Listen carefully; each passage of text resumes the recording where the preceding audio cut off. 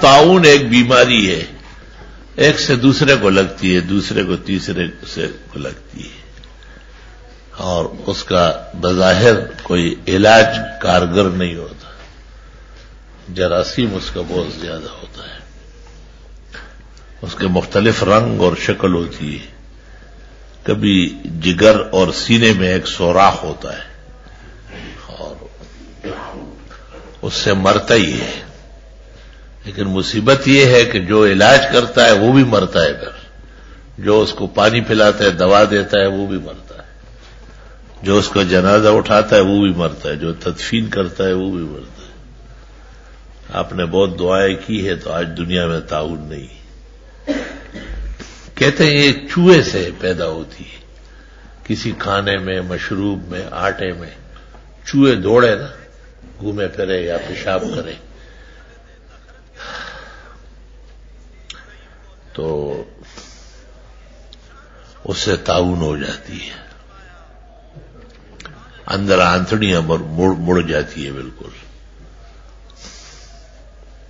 رسول اللہ صلی اللہ علیہ وسلم اور حضرات انبیاء نے جو دعائیں فرمائی ان میں یہ بھی ہے کہ اللہ میری امت طاعون سے ہلاک نہ ہو جائے۔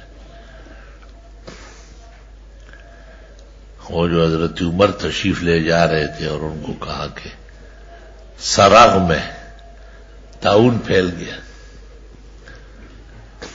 جائے یا نہ جائے، تو یہ حدیث عبد الرحمن ابن عوف نے بیان کی کہ جہاں ہے وہاں سے بھاگو نہیں، اور جہاں ہے وہاں جاؤ بھی نہیں۔ تو حضرت عمر رضی اللہ عنہ نے حکم دیا کہ فوج واپس ہو جائے، تو کسی نے کہا افررتم من قضاء اللہ، تو حضرت نے کہا فررنا من قضائہ الی قدرہ۔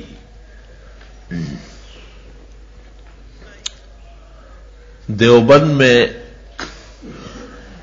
آخری مرتبہ طاعون پھیلا ہے اور اس کے بعد نہیں پھیلا، اور یہ خواب دیکھے گئے اور کئی لوگ دیکھے گئے، اور اس کی تعبیر اس وقت کے جو کامل و اکمل عالم اور ولی تھے مولانا محمد یعقوب نانوتوی نے دی کہ ہر چیز سے صدقہ کرنا پڑے گا، کپڑوں سے، آٹے سے، چینی سے، دودھ سے، جانوروں سے، اناج سے۔ لوگوں نے توجہ نہیں دی، مولانا نے اعلانات کروائے طلباء سے کہ ایک بلا مسلط ہونے والی ہے اور وہ تصدق عن کل شے سے واپس ہوگی ورنہ نہیں ہوگی۔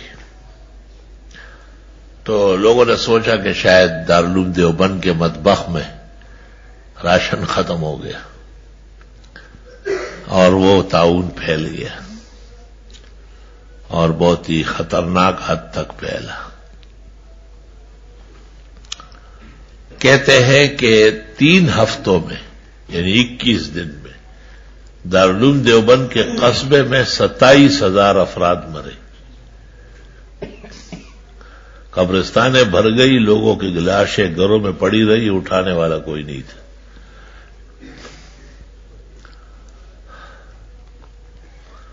اور مولانا محمد یعقوب صاحب نانوتوی وضو خانے میں بیٹھ کر وضو کر رہے تھے، کسی نے کہا تعبیر تو دیتا ہے اور پٹتے ہم ہیں، اور آپ آرام سے بیٹھے ہوئے ہیں۔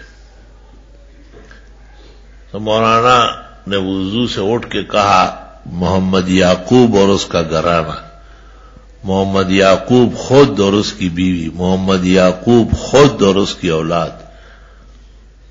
ایک طالب علم جو جانتا تھا دوڑتا ہوا آیا، حضرت کو خدا کا واسطہ دیا، ان کے منہ پہ ہاتھ رکھے کہ بس کرو نا، کیوں غرق کرا رہا۔ پھر مولانا نے پوچھا کہ کیا ہوا، اس نے کہا اس نے ایسی بات کہی ہو، آپ نے اٹھ کے کہا ہاں یہ تو ہو گیا جو ہونا تھا۔ وہ دن جب پھر آ رہا تھا، مولانا یعقوب، ان کی اہلیہ، 7-8 بچے، بہن بھائی سب فوت ہو گئے، آخر و مما تھا، بس اس کے بعد کوئی اور نہیں بات۔ مولانا محمد یعقوب صاحب سے مولانا اشرف علی نے بخاری شریف پڑھی ہے نا، ان کا نام زیادہ لیتے ہیں، حضرت شیخ الہند کا نہیں لیتے. حضرت شیخ الہند سے 42 کتابیں پڑھی، گویا سب کچھ ان سے پڑھا. مولانا محمد یعقوب صاحب حضرت مولانا محمد قاسم نانوتوی کے خالازاد بھائی تھے. مولانا محمد قاسم نانوتوی پر سب سے بہترین کتاب انہوں نے لکھی، مولانا محمد یعقوب نانوتوی. وہ پڑھنے کی چیز ہے.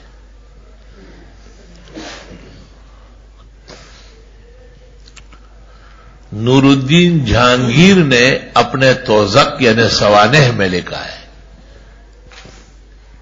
کہ میں نے دیکھا کہ ایک چوہا نکلا، ادھر ادھر دوڑ رہا تھا. ایسا زمانہ تھا شاہی محل میں چوہے نکلے. ایک بلی آئی اور اس چوہے کو پکڑ لیا اور کھا گئی. تھوڑی دیر میں وہ بلی لڑکڑا گئی اور چوہا اس نے باہر الٹیوں کی شکل میں پھینکا، لیکن بلی مر گئی. میں نے خاکروبوں کو بلایا، انہوں نے وہ جگہ صاف کی اور بلی کی لاش اٹھا کر کہیں پھینک دی. دوپہر تک وہ خاکروب سارے مر گئے. خاکروبوں کو اٹھانے کے لیے لے جانے کے لیے جو اہلکار استعمال ہوئے مغرب تک وہ مر گئے. ان کو دفنانے کے لیے جو لوگ گئے تھے اگلی فجر تک وہ سارے مر گئے. میں نے حکم دے دیا کہ اس بستی کے چاروں طرف دیوار کھینچو اور دیوار کے اندر جو ہو سو پڑے رہے مرے، اور باہر کوئی بیماری نہیں ہے. یہ جہانگیر نے توزق میں لکھا ہے. وبائی مرض ہے بہت بڑا، طاعون. حافظنا اللہ وإیاکم منہ.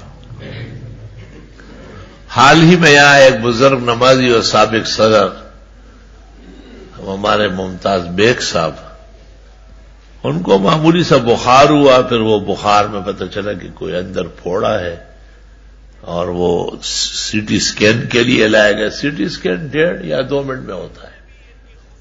ایک کیپسول میں وہ جاتا ہے، کیپسول کی طرح ہوتا ہے. اس کو لٹا کے اندر لے جاتے ہیں اور پھر واپس لے آتے. بٹ 1.5 منٹ یا 2 منٹ. کہ خوف حشیت بہت ہوتی ہے، اس خوف بالکل لاحت کی شکل ہے. تو اس سے پہلے ایک دوا پلاتے ہیں. وہ دوا جو پلائی گئی تو اس نے کہا اپنے بیٹے اور بھائی کو کہ میں گیا اور اس دوا پینے کے بعد میں زندہ نہیں رہوں. جب وہ سی ٹی اسکین سے باہر لائے گئے تو وہ آہ و بکا میں تھے اور ہوش و آواز میں نہیں تھے. بعد میں پتہ چلا کہ اس دوا میں پر بھی چوہے بیٹھ گئے تھے یا ان دوا میں سے انہوں نے چکھا تھا. وہ طاعون کا تعلق 90% چوہے سے.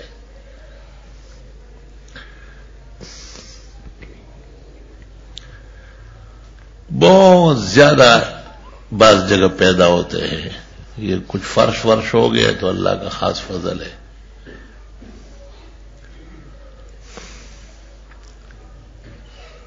ہم نے گھر میں دوا ڈالی تھی تو چوہے مرے تھے. تو چھوٹے چھوٹے بچے روزانہ فجر کے وقت نکلتے تھے جب میں جماعت کے لیے آ رہا تھا اور مجھے دیکھ کے چوں چوں چوں چوں کہ ہماری ماں ہمارے باپ کو تم نے کیوں مارا. تو میں نے ایک دن ان کو دیکھ کر کہا، میں نے کہا لقد صدق رسول اللہ صلی اللہ علیہ وسلم خمس من الفواسق یقتلن فی الحل والحرم ومنہ الفار. اس کے بعد نہیں نکلے. شیاطین تھے وہ. میرا عقیدہ و ایمان کمزور کرنے نکلے تھے کہ آپ نے غلط کیا ہے، کیوں چوہوں کو مار رہا ہے. ٹھیک ہے. جب میں نے کہا پیغمبر نے سچ کہا ہے کہ 5 ایسے شیطان جانور ہیں جہاں ملے مارے، حرم میں بھی ملے پٹائی لگاؤ.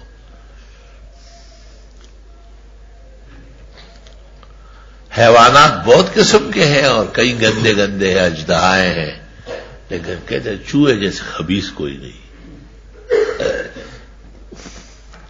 یہ بھی کہتے ہیں کہ یہ یہودی النسل ہے کیونکہ یہ اونٹنی کا دودھ نہیں پیتا اور ہر دودھ آپ رکھے فوراً پی لے گلے اونٹنی کے دودھ کے پاس آ کے چھین کے کر کے چلے جاتے ہیں کہ توبہ توبہ. اور آپ نے کہا کہ ایک یہودی قوم مسخ ہو گئی. میں سمجھتا ہوں کہ یہ چوہے وہی ہے. صحاح میں یہ روایت موجود ہے. بیماری ہر ایک خطرناک ہے، لیکن ایسی بیماریاں جو ایک سے دوسرے کو لگے، علماء حدیث کا اس میں کلام بھی ہے. بعض کہتے ہیں کہ کوئی مرض بھی متعدی نہیں ہے، کثرت احادیث اس پر دلالت کر رہی ہے. لیکن دوسرے نے جواب دیا ہے، اشاعرہ و ماتریدیہ دونوں نے، کہ متعدی بنفسی ہی نہیں ہے، متعدی بامری ہی ہے. اللہ کے حکم سے تعدی کرتا ہے. جیسے نزلہ زکام ہے، یہ بھی بڑھتا ہے. ٹی بی ہے، یہ بھی لگتی ہے. بعض بیماریاں ایسی ہے کہ وہ تذکرے سے لگتی ہے، جیسے میرگی. آپ اس کا بہت ذکر کریں، آپ کو بھی میرگی کے دورے پڑ جائیں. اس لیے علماء اور پختون جو ہے نا وہ خنزیر نہیں کہتے ہیں، بد زناور. وہ کہتے ہیں اس نام میں بھی غلاظت ہے اور اس سے برے آثار ہوتے ہیں آدمی پر. پختوں کے ہوتا بد زناور ہوئی. خنزیر پختانہ نہ کہیں نہ سور ہوئی. آئی ہوئی نوم ماخ رہی زمر پلیت تھے. نام لینے سے بھی نقصان ہو رہا ہے. اس لیے اللہ کے نام لینے سے بہت فائدے ہیں. ذکر کر ذکر خدا اور ہے تذکیر بس، اور جس کلام حق کے ہے ہر بات میں تقریر بس. اور اللہ اللہ ایچی شیری نستنا اور شیر و شکر می شود جانم تمام. اور اللہ اللہ ہے تو یہ جہان ہے، یہ نہیں تو جان بھی بے جان ہے. اور بہائے خون اگر تو عاشق ہوگا تو ہر قطرے سے نکلے نام اللہ.